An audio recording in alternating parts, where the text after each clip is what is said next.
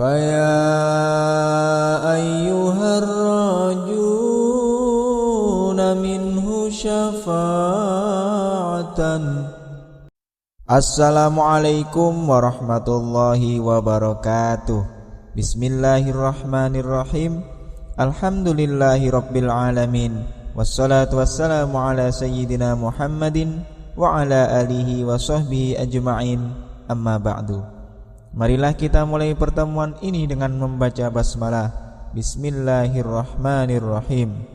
Pertemuan kita kali ini akan membahas tentang keutamaan berdakwah berdasarkan hadis yang diriwayatkan oleh Imam Muslim. Diharapkan dari pembelajaran ini kita dapat memahami seputar keutamaan serta dapat menerapkan strategi dalam berdakwah. Baiklah, berikut hadis yang diriwayatkan oleh Imam Muslim. Haddatsana Yahya bin Ayyuba wa Qutaibah bin Sa'idin wa Ibnu Hujrin qalu haddatsana Ismailu ya'nuna bin Ja'farin anil Ala'i an abihi an Abi Hurairah anna Rasulullah sallallahu alaihi wasallam qala man da'a ila hudan kana lahu minal ajri mithlu ujuri man tabi'ahu la yanqusu dzalika min ujurihim syai'an wa man da'a ila dhalalatin kana alaihi minal ismi mithlu athami man tabi'ahu la yanqusu dzalika min athamihim syai'an. Haddatsana, menyampaikan hadis kepada kami, Yahya bin Ayyuba, Yahya bin Ayyub, wa Qutaibah bin Sa'idin, dan Qutaibah bin Sa'id, wa Ibnu Hujrin, dan Ibnu Hujr.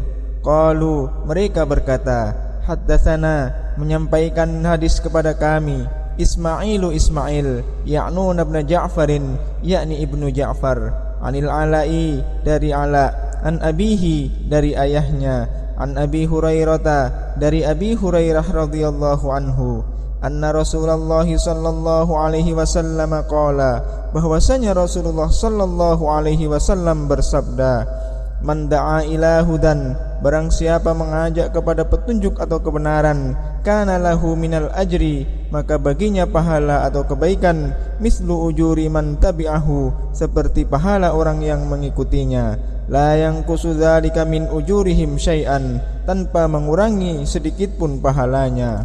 Wa man da'a ila dhalalatin, dan barang siapa mengajak kepada kesesatan atau keburukan, kana alaihi minal ismi, maka atasnya dosa, mislu athami man tabi'ahu, seperti dosa orang yang mengikutinya, la yanqusu dzalika min athamihim syai'an, tanpa mengurangi sedikit pun dosanya. Artinya, Yahya bin Ayyub, Qutaibah bin Sa'id, dan Ibnu Hujr telah menyampaikan hadis kepada kami.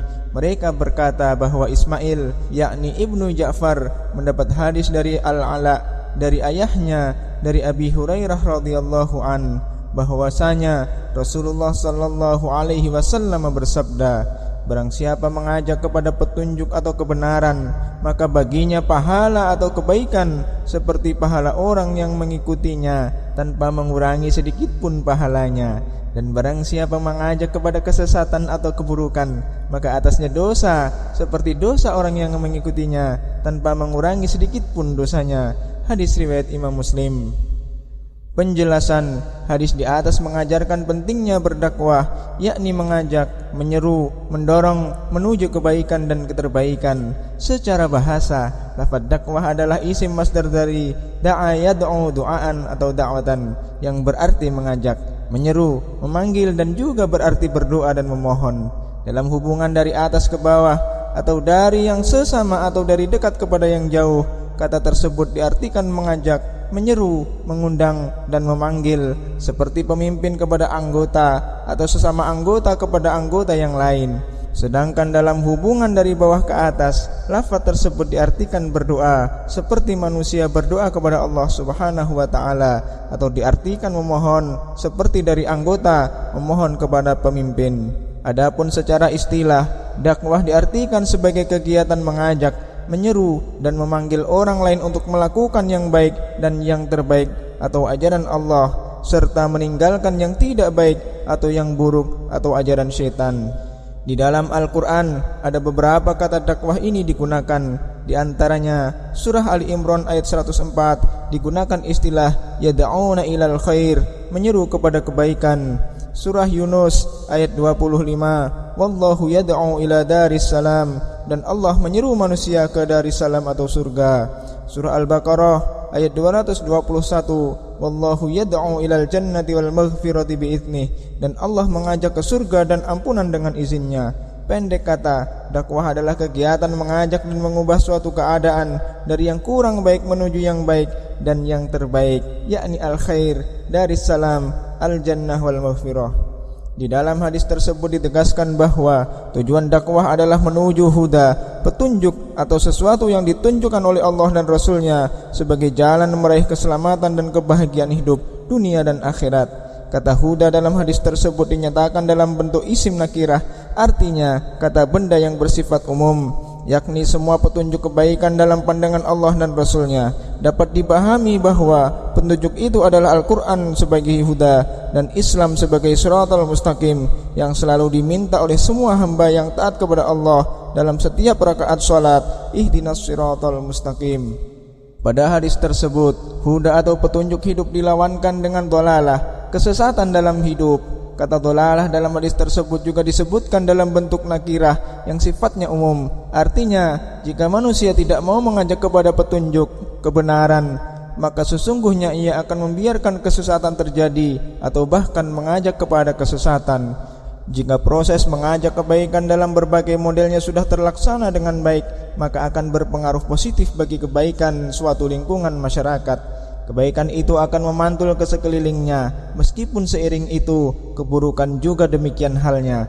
Nah, disinilah perlunya berlomba dalam segala kebaikan, fastabiqul khairat, agar keburukan tertutup atau tereduksi oleh kebaikan-kebaikan yang ditradisikan. Semakin banyak orang yang mengajak kebaikan, maka semakin besar pengaruh kebaikan dan pengikutnya, dan semakin berkuranglah pengaruh keburukan dan pengikutnya. Ketika kebaikan merata dan meluas, maka semua orang akan memperoleh manfaat dari kebaikan itu. Sebaliknya, ketika keburukan meluas dan merata, maka semua orang akan merasakan dampak buruk dari keburukan tersebut, baik orang buruk maupun orang yang baik. Inilah yang dimaksud bahwa orang yang mengajak kebaikan akan diberi pahala atau kebaikan dan ditambahkan pahala dari semua yang mengikuti kebaikan tersebut. Demikian pula sebaliknya. Karenanya kontestasi dakwah kebaikan atau huda berhadapan dengan dakwah keburukan atau dhalalah tidak bisa dihindarkan, dan sebagai hamba yang taat telah diajak oleh Nabi Muhammad SAW menjadi penyeru kebaikan dan penolak keburukan.